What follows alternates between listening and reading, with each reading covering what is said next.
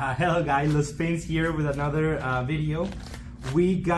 Andrew got first place, actually 13-0, undefeated basically. Only lost to me, of course, in the in the top 4 matchup. But yeah, he went undefeated basically the whole tournament. And I got top 4. I only lost to Andrew. I mean, I lost in Swiss 2 games, but on Top Cut I just lost to Andrew. So we were playing the best deck in the format by far, which is Green Kid. See. And we just wanted to show. We just kept it in Florida here, which is pretty nice for us. But let's go into the deck profile. Yes, let's do it. First off, I'm gonna start off with the Wino engine, guys, so that way it makes more sense. Oh, before we continue, sorry, we do have the same deck for the most part. I only play 1 card difference, but it doesn't really. And it cost you. It did not. Yeah. Basically, this is my deck. Jonathan copied it. It's okay. That's how it goes. All right. So first with the Wano engine, we have 3. Is it Momonosuke, Kazuki Momo. I like to call him a mill. That's one of our locals, good guy from Miami. So I played 3 Emils.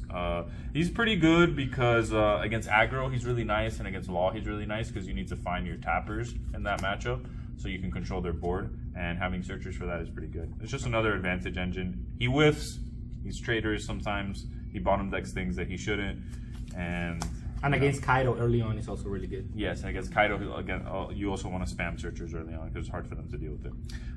We played 4 Nekomamushi, probably one of the best cards in green in terms of removal and like what you can do. My deck reutilizes this card a lot. I'll show you guys when I show you the Supernova part of it. Basically, you just want this to like tap the early Okikus, Nico Robins, blockers, etc. Just anything you can early game. You want to starve your opponent of cards so you don't attack their life. You just want to attack their board because that'll get you ahead. For Izo, since I play the Law, I can recycle her a little bit easier. So I play her for the same purposes of Nekomamushi. She taps a 4 or less, 2k counter, very solid card. One of the best reasons to play Momo is that you get to search more 2k counters. So Izo is very good. I played 4 Okiku this weekend. Very, very good card into all of the law and aggro matchups. Just because it's a cheap body, puts pressure, highly overstated for what she does. She's kind of like a Nico Robin, but for green, and just, in my opinion, just insane. She does so much. Especially when you play it for free with law. Yes. If you play it for free with law, that is where you really start getting ahead. 3 Raizo.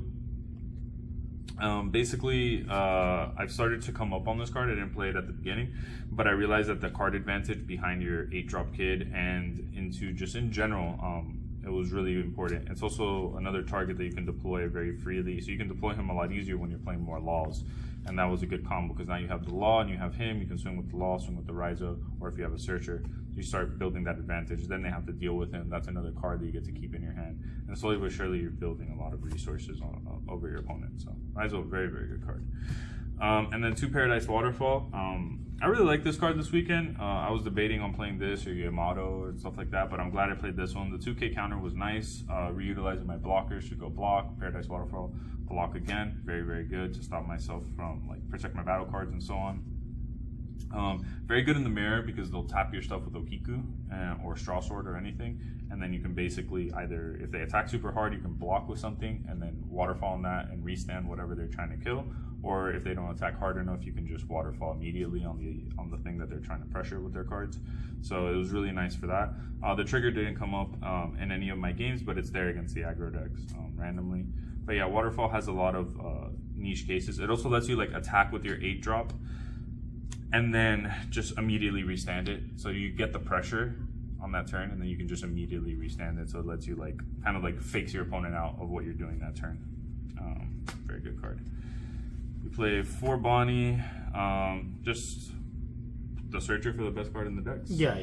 All the good cards you find. This is the card. This is the card that you like if you see it, you're trying to protect it. You're trying to loop it with Law. This is the one that you don't want to die. Yeah, basically. Momo, we sacrifice him. Yeah, Momo. He gets a search here and there, but he's being sacrificed for sure.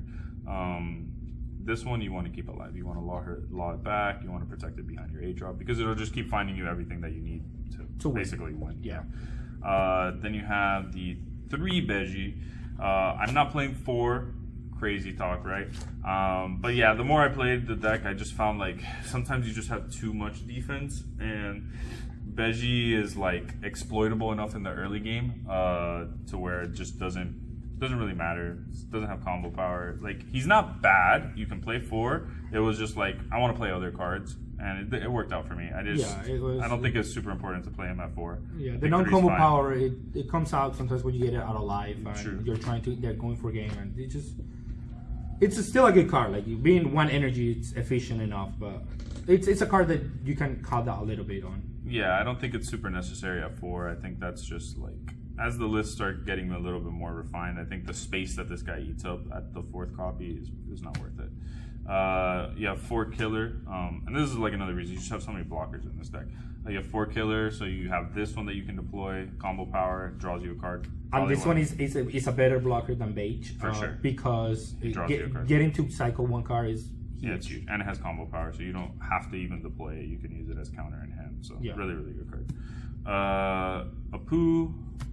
Just 2K counter. I did play it quite a bit this tournament. I just played on 2 so I can have Law fodder basically, so I can swap him with Law. I did it in the finals actually. I played in a Poo on turn 2, I think in game 1. I never ended up swapping that one back. I swapped back in Izo, but I just wanted it there just in case the game stayed allowed for it. I could just swap it back to my hand. So that's what he's useful for. 2 Hawkins. It probably should have been 3. I will digress on that one. Yeah. Jonathan did tell us to play 3, so I will give him no for that. I did play 7 mirrors. I did win all of them, but Hawkins is very important in that matchup. So having 3 is probably correct. That I cannot say. I would probably take out an Okiku for a Hawkins just because I didn't play as much aggro, and I don't think Zoro is going to be as good, and that's one of the matchups that Okiku is good against it. So I would probably just up the Hawkins just because there's so many mirrors. That's probably would be like my one major change for the deck in terms of like the ratios that are currently available that I'm currently showing right now. Hawkins is just nuts in the mirror. Yeah, it's insane. Having 1 plus your 8-drop and your opponent not having 1 plus their 8-drop is just very hard for them to race. So, you know, he's susceptible to Okiku and getting rested and stuff like that, but if you can protect him, he's going to put in a lot of work. So I think 3 Hawkins is the play. More than that, I think is way too excessive for sure. Yeah. Because even then, I saw it at 2. Yeah. That's the main thing, one that I was like, I wish with how much green was in the room, I wish I had 3. 2 X-Drake. I don't think this one's as good because I didn't play against any Zoro. I only played against 1 red, which is 1 red Luffy, and I guess red green Law I played against twice. It's fine in those matchups, but nothing amazing. In the mirror, it's whatever. This is basically a flex spot. You can put whatever you want in here. You can put Yamato, it's pretty good in the mirror. You can put 3-drop killer to be even lower to the ground, get that trigger going. You can put more Punk Gibsons. You can put whatever you want in this slot, really. Like these 2 are interchangeable, yeah. Very interchangeable slot. I suggest a 1K counter, a 2K counter, or whatever. You can put 2 Beppos, whatever. Just whatever suits your fancy in this slot. I just do suggest combo power because it does help, you know, in the situations where you need to just pitch cards, right? So if it's a situational card, I like for it to have combo power. And then the main kingpin of why I think we did so well was for Law. Definitely Law. Just makes your mid game so much better than, you know, even in the mirror. Like it's just being able to recycle your tappers and put Okikus out and Raizo's out. It just gave you the Dawn advantage throughout the course of the game that ultimately led to like small increments and small advantages across all my matchups. Law put in work.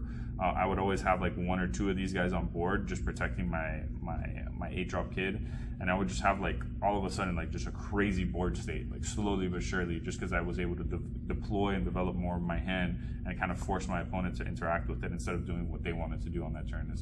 One of the most broken combos with this is a Bonnie with Law. It gets too much value in this deck. Yeah, like if you're going second and you have a searcher out like Momo or Bonnie that they didn't kill, you can search. play Law. Usually you search the Law, you find the Law, you play the Law, swap it back, play an Okiku or a Raizo, and you're just super ahead at that point because you just +2 basically, and you develop the threat that they now have to deal with. That has a blocker that can defend it. And if you want to attack with it, it's just 1 Dawn energy investment, which is insane. Yeah, the biggest reason that I played this also is because it helps the Law matchup, which I only played in the finals and in the last round of Swiss. But it's very important in the Law matchup because it lets you recycle Nekomamushi over and over again. So you go Nekomamushi, tap your thing, kill it. Next turn, Law, bounce my Nekomamushi, kill your thing over and over and over and over again. So you elongate the game, and now you start putting these 6k blockers on board that they have to deal with. They attack with their leader, you block with this. Now they have to attack with a character. Now that's another character that you can kill. Yeah, it's a jet pistol bait. Yes. So if they jet pistol this one, your A drops are more likely to survive. Exactly, yeah. So this improves your red matchups through the roof. Very good card. It's good in every matchup, but it helps your red matchup immensely. We played the two Kid. Wasn't amazing, but it's necessary. I saw it against my purple matchup, which is really where I needed it. It's good in the mirror. Besides that, it's all right. I mean, it's always a solid card. It's never going to be terrible. I think 2 is more than enough, though. Definitely 2. You go over 2. More than 2 is just like I don't know how you can even justify that. Because you can barely play one of these sometimes a game. So yeah, this card at 2 is fine. 3 8-drop Kid, best card of the deck. Jonathan says to play 4. Crazy talk. 3's fine. Hey, the only matchups that I lost is because I didn't see my 8-drop. So to be fair, yeah, that is fair. That is fair. I only didn't see it once against the red Luffy of all things. Yeah, which is super important. But I was able to aggro him out in that game and just like block him with little small blockers. But yeah, this card is very important. Obviously, every mirror that you don't see this card, you're gonna lose. It's just the way it is. They're gonna get way too much advantage over you. But yeah, I think 3 is the fine number. If you play too many, you're gonna clog up on them, and that doesn't, multiple of them are not really that amazing. Although I did it multiple times just because it's an 8k body. Right? I just wanted another big dude on board that I can swing. Once you have 2 of them out, it's just like, oh, you got clear this one. Okay, here's it. But you're super ahead at that point. Like, you're super ahead. The game is either super slow, you're not attacking each other, which happens, or you're just like demolishing them. And then finally 2 Punk Gibson. I think 2 was fine for me. I was playing 3. That was the only change that we did. I did trigger it off life a lot, even at 2 copies. It was just there, which, it helps. I don't rely on those things, but when they happen, they happen. But yeah, it's just a really solid card. It helps protect your 8-drop. It's basically another 2 sets of blockers. Yeah. Because they're blockers you can activate from hand. But yeah, that's the deck. We did very well. We don't think the deck loses to anything necessarily. The red matchup is probably the hardest out of the non-mirror matchups. The red Luffy one. For me, it's purple. Personally, I don't like playing against purple. I think their Saki draws are very, very hard to beat. And if you don't see what you need to very quickly, it can be very tough. So I dislike playing against purple. I don't think the red matchup is as bad as purple, but those are the 2 worst ones. Interchangeably, first and second, those are, I think, the 2 worst ones. I think this version does very well against Law, and that one change will help it a lot in the mirror, the 3rd Basil Hawken. And I think it's everything else. I don't think there's any issues. Yeah. Did you play against Zoro? I did play against Zoro. Yeah, I think it's very good against Zoro. It's very good against Zoro, yes. Yeah, it's very. I haven't lost a game to Zoro on this, so I think all the other matchups in the meta are pretty much covered. But yeah, I think that would be the one change I would make. Swap the Okiku for the Hawkins, and then maybe the 2 X-Drakes. Put whatever you want. That's basically, you can make your difference there. But I assure you, pretty much the rest of it is pretty silky smooth. It works really well, and it covers all your bases. But yeah, that's the deck. Thank you all for watching.